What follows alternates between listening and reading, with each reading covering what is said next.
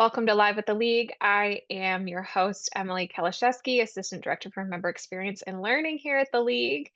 And we have got a mostly housing focused session today ahead of CapCon. We'll be seeing a lot of you live tomorrow for a more robust overview of all the things going on in Lansing.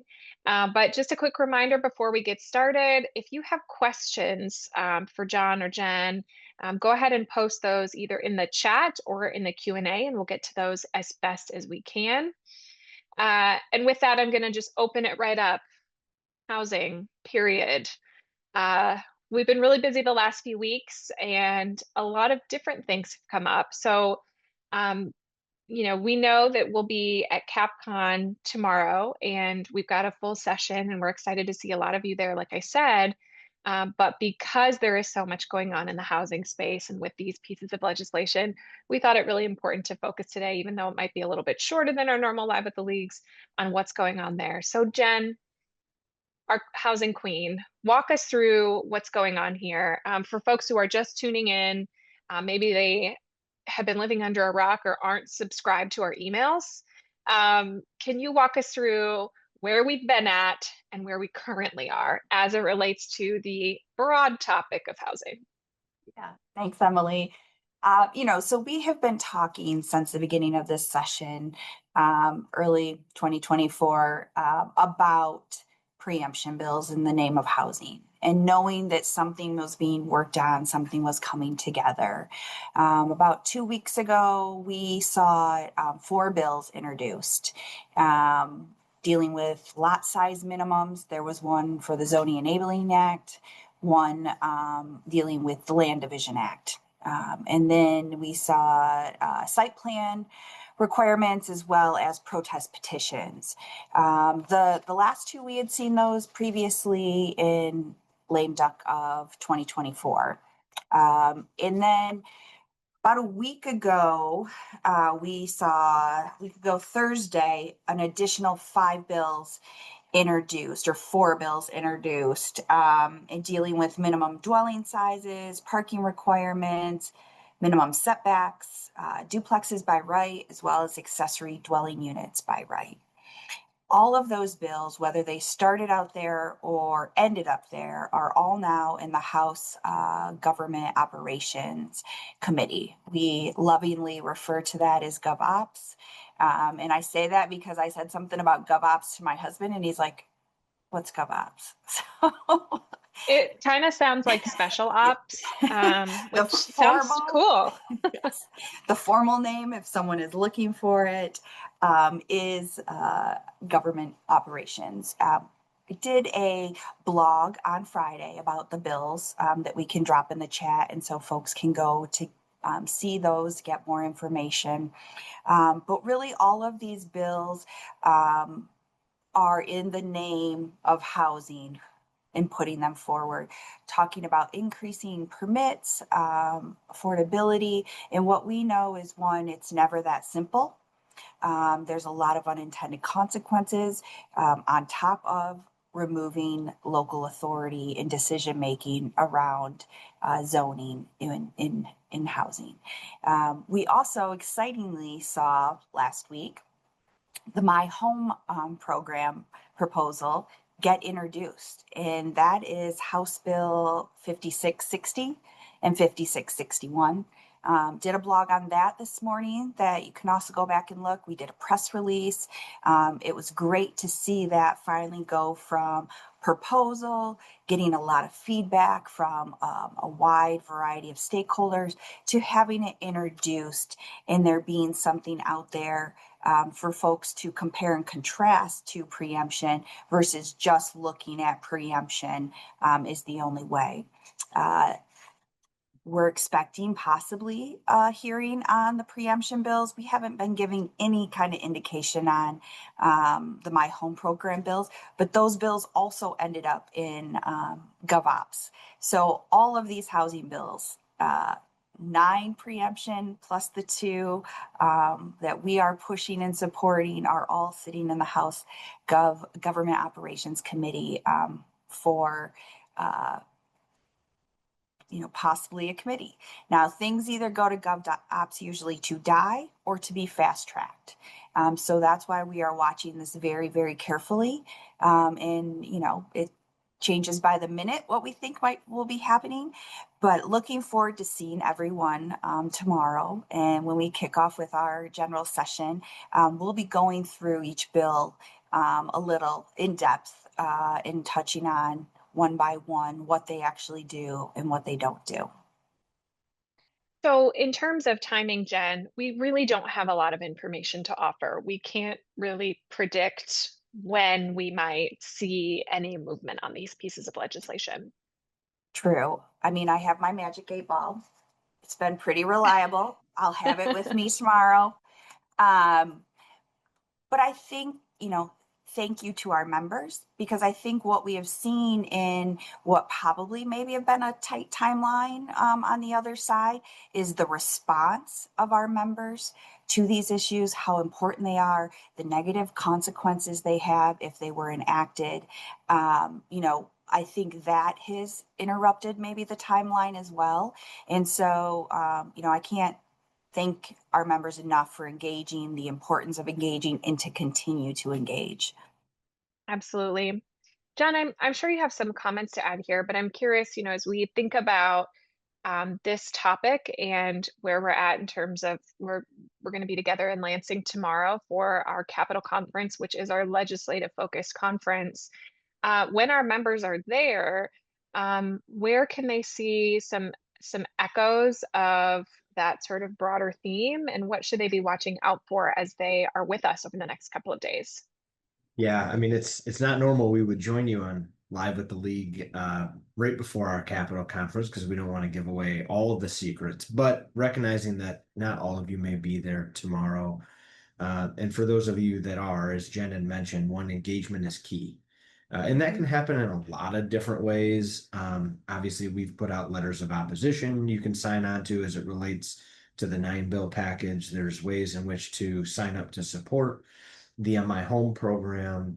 But the way we are making the biggest impact right now is just simply by getting on the phone and talking to our legislators, sending them a text, letting them know what we don't support and what we do support. And we've, as you are probably familiar with, have utilized this mantra of partnership over preemption. And that's really what this gets back to. And when you think about talking to your legislator, it is more than just about being opposed to be opposed, right? I think we all recognize that there is a housing crisis in the state of Michigan right now. Affordability is a real concern. I would venture to guess everybody on this call wants to help address both of those things at the local level. And quite frankly, as local leaders, we are in a position to do that. And it should be clearly communicated to our legislators that we should be active participants in that process, not shut out of it by state, oversimplified mandates as it relates to zoning and housing in the state. So that's one. I think the other thing is too, you may have a legislator that actually does, oppose the 9 bill package and support the My Home program. In those cases, make sure you say thank you to them. I mean, this is really a critical point, because they're going to continue to hear from the other side too, and why they shouldn't support this or why the My Home program isn't the right approach.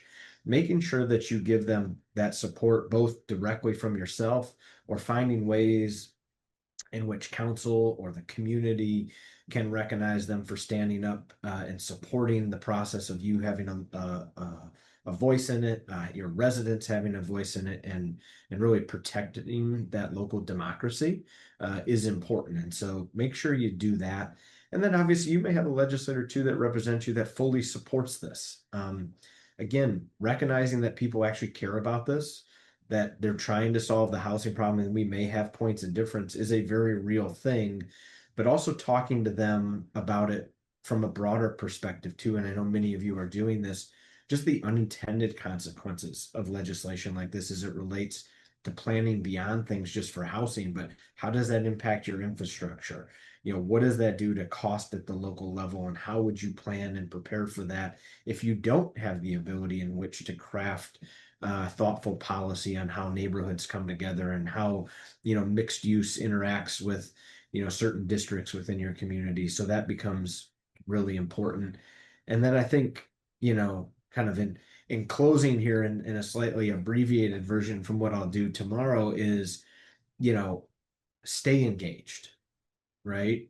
Jen had mentioned we don't know exactly when or if committee will be held on this legislation as it relates to preemption. We don't know if it may happen, 2 weeks from now, 2 months from now, maybe in lame duck. This is not an issue that we see going away, even if we do slow it down.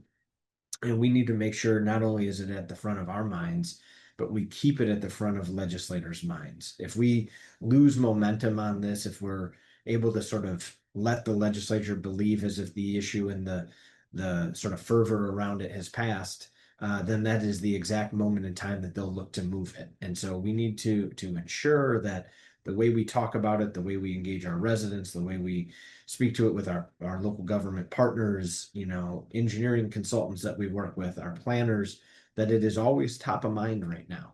And not just top of mind because we want to say no, but also top of mind because we have an alternative. And that alternative becomes very important to talk about. So it doesn't just put you in the box of always wanting to say, state government, you're doing it wrong. But instead, we really have this other path that we can take, and that becomes really, really important in an advocacy effort. So just wanted to lay that out there for you. We truly appreciate, the effort our members have been putting forward.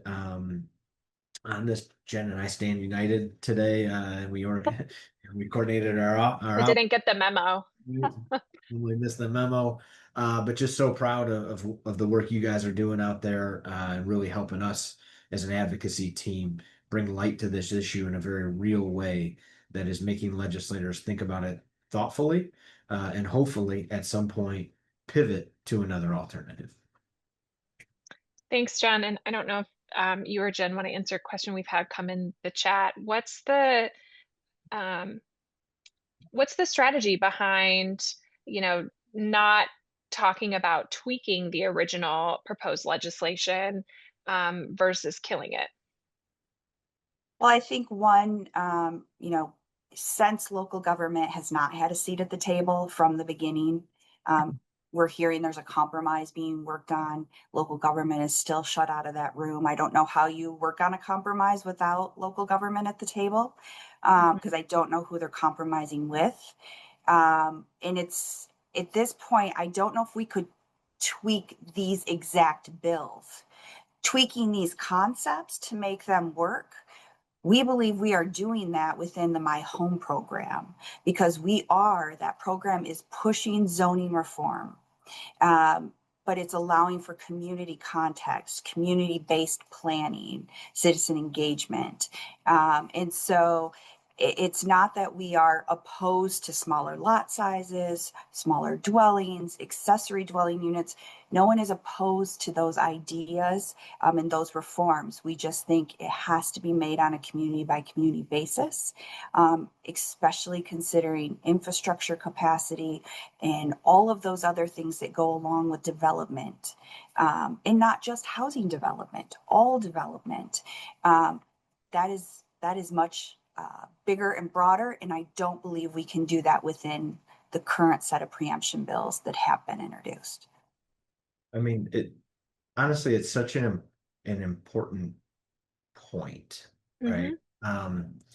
Because for those that don't get involved in the legislative process the way that we do, there becomes a moment in time where the current bills become, I'll say, unworkable, right? And it's not because they can't be tweaked. Sometimes you need fresh starts, as a way in which to make sure legislators can interact in the process in a better way. So we have never been opposed to having a conversation around housing. That is not the issue here in Lansing. And quite frankly, the league itself is a leader in housing. And there have been many things that we have done, and not just on our own, but in partnership with the state, in partnership with MISHDA, They reach out to us many, many times to present at certain events, utilizing our internal expertise and capacity in which to do that. So, the idea here is we need to be able to have a different conversation, a conversation that, as Jen mentioned, really includes us, and one that focuses on real results, proven results that are backed by data and statistics. What we have seen across this country when preemption efforts are introduced, it is not producing, more permits. It's not leading to lower home prices. But what we do see here in Michigan, based on the current path that we are taking, when you think about the housing plan or the statewide housing plan we've adopted, when you think about these regional partnerships that we're engaged in, when you think about legislation like housing TIF that is passed, Michigan is actually producing results, leading to more permits being issued. And those are the types of impacts we are after, right? Things that actually make a difference versus just saying, hey, if we do this, then we hope that that happens. Quite frankly, as you'll hear me say very directly tomorrow, preemption is permission, not production. And we really need to focus more on actually producing real results than just saying something will happen if we pass certain policy. And that is where we sit right now. Thanks, John. One more question that's come in through the chat. Can you speak to the principal actors comprising the coalition behind the preemption package? Yeah, absolutely. So what we know is, and this happens occasionally, there are sort of what people may coin as people on different sides of sort of the political spectrum actually joining together on this. So you have those that are typically leaning more to the right, groups like Americans for Prosperity and the Mackinac Center really advocating for this as a way in which to reduce government regulations and cut red tape. And then you have those that are associated with a particular group, which is a relatively new nonprofit in the state of Michigan called Abundant Housing Michigan, whose platform is kind of pulled directly from a larger national movement. They testified in committee, right in committee. They talked about their funding source coming from a group out of Texas that's funded by a billionaire, and trying to bring those policies here to the state of Michigan. And then you have some of the traditional aspects of this, like realtors and home builders, who have really looked at it more from just a production standpoint and a sales standpoint, which really gets back to profits. And so there are these different factions of groups that are pushing for this.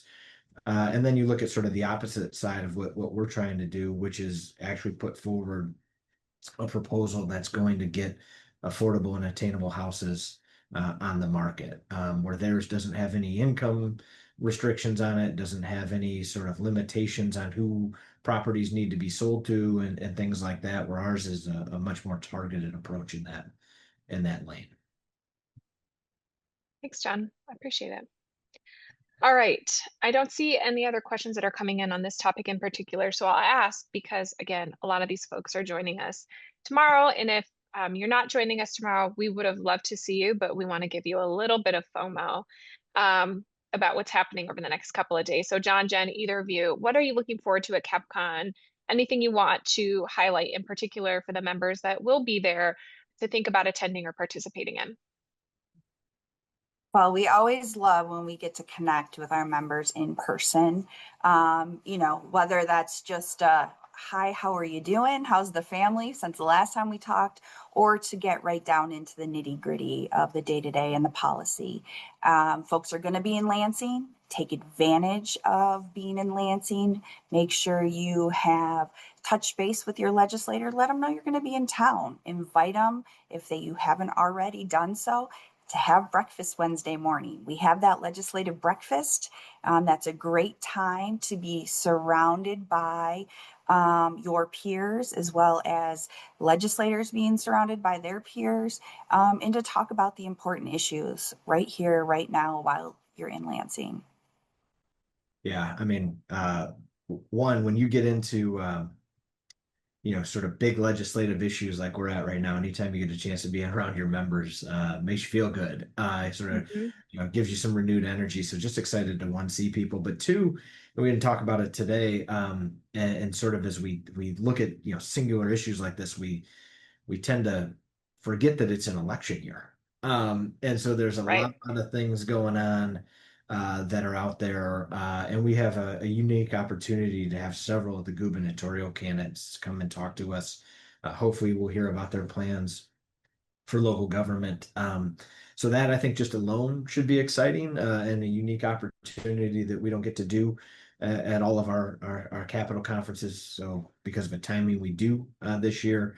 And then just some of the general programmatic stuff we have. So whether it's the basic stuff of coming and listen to Jen and Dave and myself, learn how to really engage in the lobbying side or get down into those details about how you interact with zoning and how you think proactively about doing that, just a great mix of programming this year that hopefully everybody will be able to take advantage of.